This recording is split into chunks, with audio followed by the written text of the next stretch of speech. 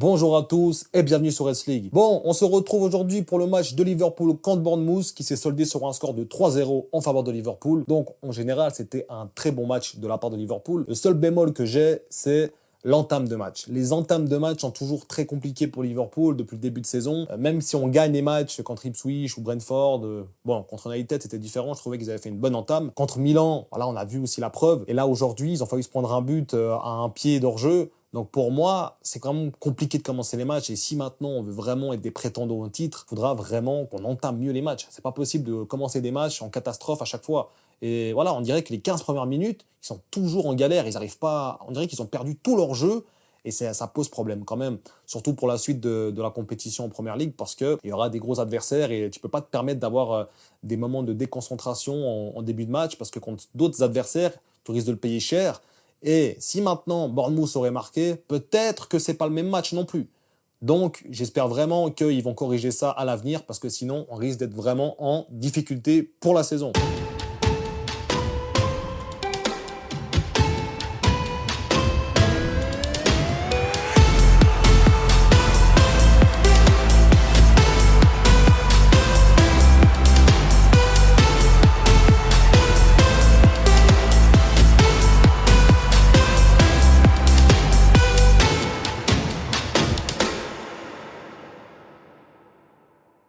On va passer directement à l'analyse du match. Donc, on va passer en revue un peu tous les joueurs. On va commencer avec Keller. Donc, Keller, franchement, il a fait un très beau match. J'espère quand même que c'est un gardien qui va rester à Liverpool.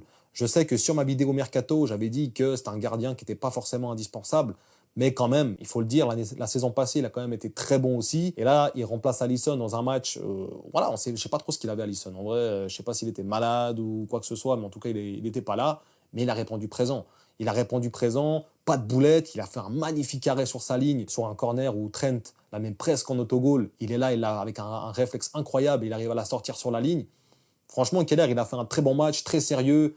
Même, il prenait tous ses ballons au premier poteau. Quand il fallait être là, il était là. Très serein de Keller.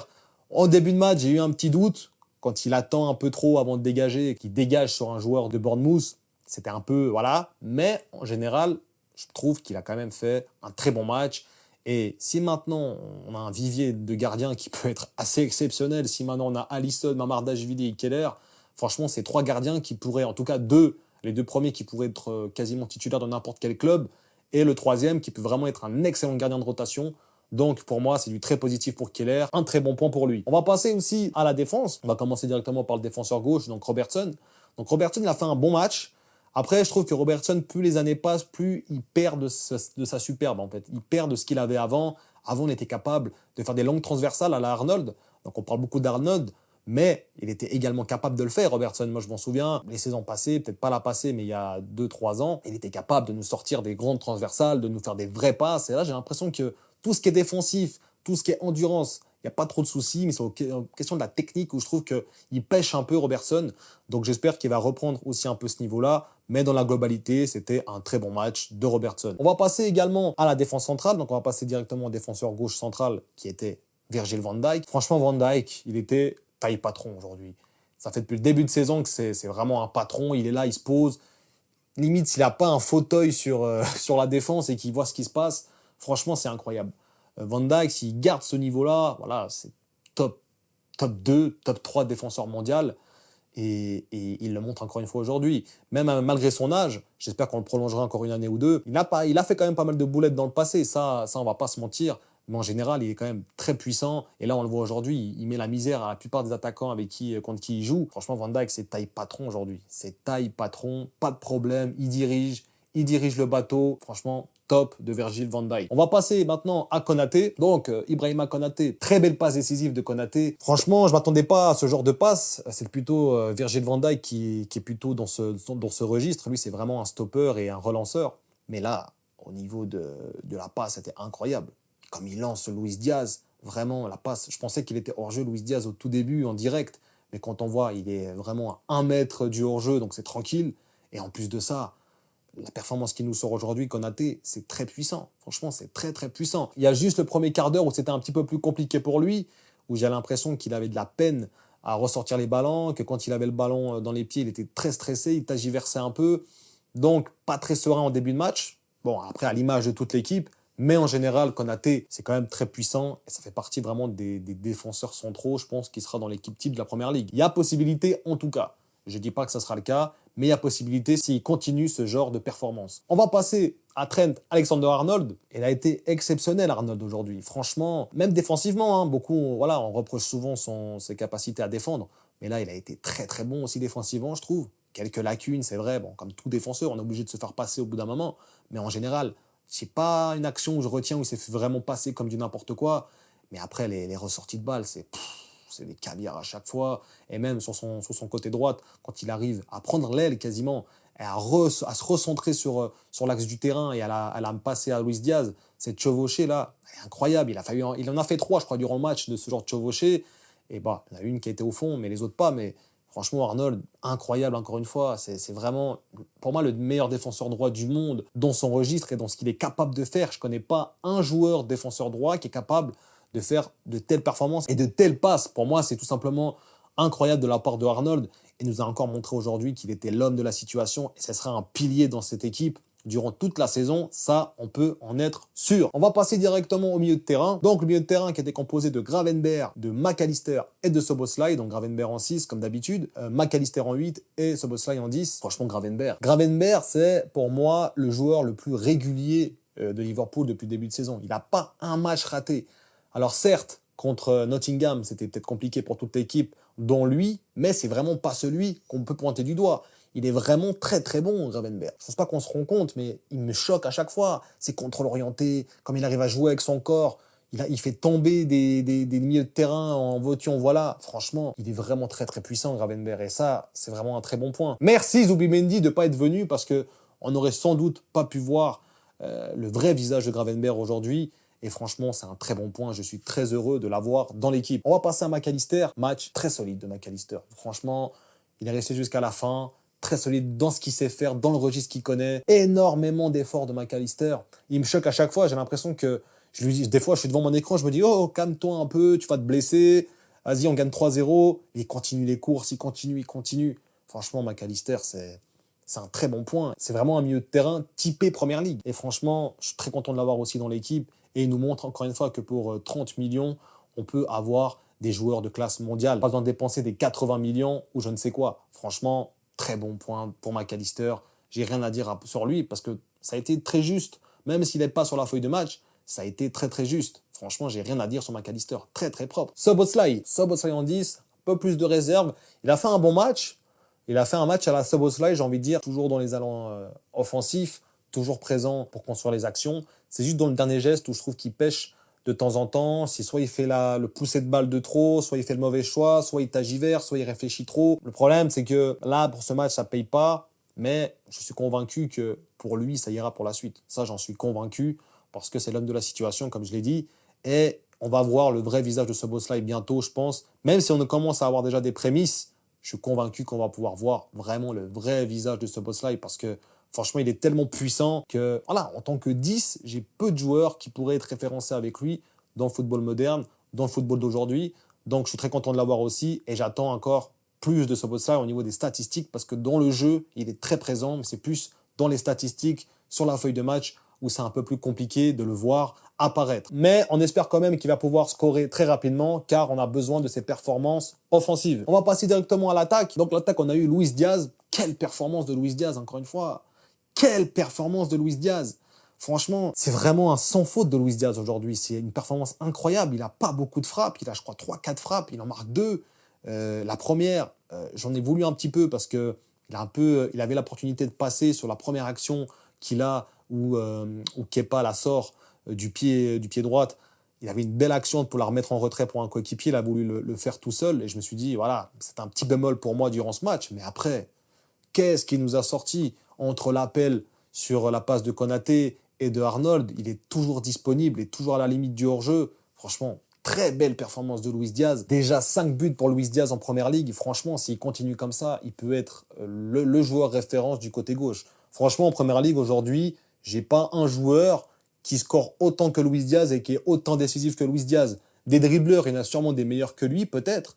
Mais au niveau du dernier geste, au niveau de la arme qu'il donne, même défensivement, franchement, Luis Diaz, c'est une performance incroyable. Et même en général, quel joueur? quel joueur. Franchement, il s'est révélé autant qu'un joueur incroyable. Les premières saisons à Liverpool étaient compliquées pour Luis Diaz. Il n'a pas scoré, je pense, comme il aurait voulu. Mais là, incroyable. Franchement, je sais que je me répète, mais quelle performance de Luis Diaz. Excellent. Excellent. On va passer directement au 9 du jour, la surprise du jour. Darwin Nunez, qui a quand même marqué un magnifique but. Faut le noter, il a été assez bon aujourd'hui. Je suis très content de voir Nunez marquer, malgré tout. On aime bien le tailler, on aime bien s'énerver contre lui, mais quand il fait des belles choses, faut le dire aussi. Quel but de Darwin Nunez, pardon. Quel but de Darwin Nunez aussi. Franchement, je pense que personne s'y attendait. Quand il commençait un peu, quand il est rentré dans la surface, il commençait un petit peu à tergiverser. J'avais l'impression qu'il voulait faire je ne sais quoi, mais après, il nous a sorti un enroulé, petit filet, ça touche le poteau opposé. Franchement, c'était incroyable de la part de Darwin Nunez, ce but. Après, en général, dans la performance du match, ça a été bon. Pas été excellent, mais ça a été bon. Mais son but, ça se voit que ça l'a délivré. Ça se voit qu'il en avait besoin. Il nous a marqué un magnifique but du mauvais pied, en plus du gauche. Donc pour moi, excellent de Darwin Nunez sur une action incroyable. Sur le troisième but, avec une combinaison avec Salah aussi. Donc voilà, très bien joué de Darwin Nunez. Très bon match. J'espère que ça va pouvoir révéler son plein potentiel durant la suite de la saison, même si j'ai des réserves. Je pense qu'avec Darwin Nunez, il ne faut pas trop en attendre non plus. Je pense que s'il marque déjà quelques buts, c'est déjà bien. Même si on en attend plus, hein. Mais je doute qu'il puisse marquer 15-20 buts par saison avec Liverpool. Donc on va pas trop s'enflammer, même si c'était un magnifique but de Darwin Nunez. On va passer directement à Mohamed Salah. Donc Mohamed Salah, il a tout loupé aujourd'hui. Il a tout loupé, Mohamed Salah. Hein, on voit le maillot là. Il a tout loupé, Mohamed Salah. Aujourd'hui, ça a été une catastrophe du début à la fin. Il y a juste sa passe D qui le sauve. Mais sinon, j'ai l'impression qu'il, je sais pas, qu'il est au ralenti, je sais pas, il avait fait de la natation le jour d'avant, qu'il a les jambes lourdes, je sais pas. Mais très compliqué pour Salah. Tout ce qu'il entreprenait, c'était toujours pas dans le bon tempo. Alors, il a eu des bonnes occasions. Alors, au niveau des appels, Salah, c'est toujours très, très fort. Il fait toujours des appels incroyables. Mais c'est plus dans la capacité à garder le ballon au pied où des fois, j'ai l'impression il y a plein de ressorties de balles où il fait un peu n'importe quoi, où il fait pas le bon geste. Il y a une action où il peut la mettre à Nunez. Il décide de le faire en solo. Il y a une action où il doit attendre. Il décide de la mettre en première attention quasiment. Donc, pour moi, Salah, c'est pas un bon match. C'est vraiment pas un bon match. Bon, il y avait déjà 3-0, donc on n'attendait pas non plus que Salah... on attendait quand même une belle performance de Salah, mais on n'attendait pas qu'il sauve le match. J'espère juste qu'il se réserve et qu'il se préserve aussi pour les gros matchs et les grosses échéances qui vont venir entre Arsenal, Chelsea, etc. Parce que là, ça va être du costaud et qu'on aura besoin d'un gros Salah. Donc j'espère juste qu'il va se réveiller un peu. Ça fait quand même déjà maintenant, contre Milan, il n'a pas eu de chance. Il aurait pu marquer un doublé. Ouais, ça fait quand même maintenant 2 matchs, on va dire, où il ne trouve pas le chemin des filets. Bon, voilà, c'est pas énorme non plus. Je pense qu'il pourra scorer bientôt. Mais j'espère juste qu'il va se réveiller parce qu'au-delà du fait qu'il n'ait pas marqué, il a quand même fait une passe D, mais au-delà du fait qu'il n'ait pas marqué, il n'a pas fait une très belle performance aujourd'hui, à tel point que Slot a voulu le laisser sur le terrain pour vraiment qu'il marque son but et que, voilà, que le trio d'attaque soit content. Non, au final, il n'a pas marqué, il n'a pas été très influent, même s'il a fait une passe D. En fait, il a été influent sans l'être dans le sens où il aurait pu concrétiser et que ses actions amènent à un aboutissement. Là, le problème, c'est que ça n'amenait pas à grand-chose. Donc, vraiment, pas très bon match. Et match à oublier de Salah. Franchement, match à oublier pour Salah. On va passer directement en remplaçant. Donc, on a eu Curtis Jones. On voit, hein, Curtis Jones à la place de Szoboszlai. J'étais sûr que c'était lui qui allait sortir, Szoboszlai. Franchement, Curtis Jones, il est assez bon. Il est assez bon en général. C'est un joueur assez moyen, pas très constant. Mais il a quand même une qualité balle au pied qui change un petit peu. C'est ce côté un peu plus soyeux que n'a pas forcément Szoboszlai, je trouve. Szoboszlai, j'ai l'impression que c'est un peu plus grossier. Là, c'est plus fin, plus soyeux. Mais au-delà de ça, trop tendre. Trop tendre. Il pouvait aussi mettre une très belle frappe. Il la met avec nonchalance. En général, voilà, c'est un joueur qui se blessait souvent et qui n'avait pas forcément une influence au jeu de Liverpool qui soit incroyable. Même si c'est un très bon joueur et que c'est un très bon joueur de rotation et qui peut sauver ou qui peut dépanner en fin de match. Mais en général, voilà, ça se voit que c'est un joueur de banc. Il est très bien où il est, mais c'est quand même une belle rentrée de sa part, même si ça n'a pas été incroyable. RAS pour Jones. On va parler de Chiesa, qui est rentré à la 70e minute à peu près. Donc, pour moi, c'est très fort. Chiesa, on voit encore, hein, il a fait marquer un but. Bon, il était hors jeu sur l'appel. Mais voilà, il débauche d'énergie, ce mec-là. Et j'aimerais bien le voir en match de coupe, qu'on va débriefer d'ailleurs ensemble. J'aimerais bien voir Chiesa sur 90 minutes, en fait. Parce que là, il grappille 15, 5, etc. Et contre West Ham, il aura l'opportunité de jouer, je pense, les 90 minutes. Donc j'espère vraiment qu'il va pouvoir se montrer à ce moment-là, parce que franchement, c'est encourageant ce qu'il nous montre, Chiesa. C'est très encourageant, très satisfaisant. Donc j'espère vraiment qu'on aura du positif de Chiesa. En vrai, j'en doute pas trop. Un petit mot quand même sur Bournemouth. Donc Bournemouth qui venait avec leur équipe, on va dire, assez habituelle, avec un gardien Kepa qui était avant au Real Madrid. C'est assez bizarre de se relancer dans un club comme Bournemouth. Enfin bref, il est encore assez jeune pour se relancer. Bournemouth, en général, c'était un jeu assez mitigé. Ils se battaient avec leurs armes, dans le sens où moi, j'ai retenu un joueur, c'est Semenyo, qui est quand même très très fort sur son côté.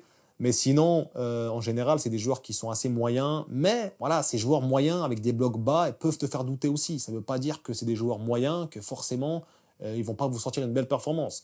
Mais en général, on voit que c'est compliqué, ils sont assez limités techniquement. Donc la tactique proposée par Iraola, qui était un peu, voilà, un 4-2-3-1, ouais, c'était ça, plus ou moins. Après, ça permutait pas mal.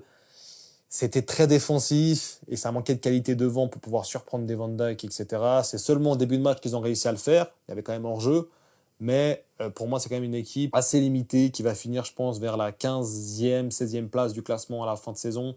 Donc c'était normal pour moi qu'on gagne contre cette équipe. Où là, le comparatif est intéressant à faire, c'est par rapport à Nottingham, où c'est un peu le même style de jeu, sauf que Nottingham a quand même plus de qualité, je trouve, dans l'équipe, dans l'effectif. En général, Bournemouth, j'ai pas grand-chose à dire sur eux, à part qu'ils se sont battus avec leurs armes. Ils ont failli nous faire douter, mais on a vite plié le match à la mi-temps. Donc voilà, 3-0 à la mi-temps, l'affaire était réglée à la mi-temps, on savait que Liverpool allait gagner ce match. On verra bien au match retour comment ils vont réagir aussi par rapport à leur défaite contre Liverpool. Donc voilà, en général, Bournemouth, c'est une bonne équipe qui peut embêter, qui embête surtout, j'ai l'impression, les équipes entre la 7e et la 5e place, j'ai envie de dire, même celle d'avant. Donc c'est une équipe qui peut embêter, c'est une équipe qui peut être compliquée à jouer suivant les matchs, suivant l'état des joueurs, suivant l'état de l'équipe adverse. Si elle est plus forte ou non sur le papier, ça peut changer. Mais en général, c'est une équipe qui ne fait pas vraiment très peur. Ils ont quelques joueurs intéressants comme Sinistera, comme Semenyo, comme Ouattara. Donc, des joueurs intéressants en général. Kerkez aussi, très intéressant. Mais en général, c'est assez limité. Donc, défaite méritée et victoire méritée également pour Liverpool. Donc, voilà pour Bournemouth, ce que j'avais à dire. Donc, voilà les amis, le débrief arrive à son terme. J'espère qu'il vous aura plu. N'hésitez pas également à dire ce que vous avez pensé de Liverpool en commentaire, à lâcher un like pour me soutenir, ça me ferait énormément plaisir. N'hésitez pas également à me suivre sur les réseaux. Je vais commencer gentiment à être de plus en plus actif. On pourra peut-être faire des réactions de match en direct. Sur ce, prenez soin de vous et surtout n'oubliez pas...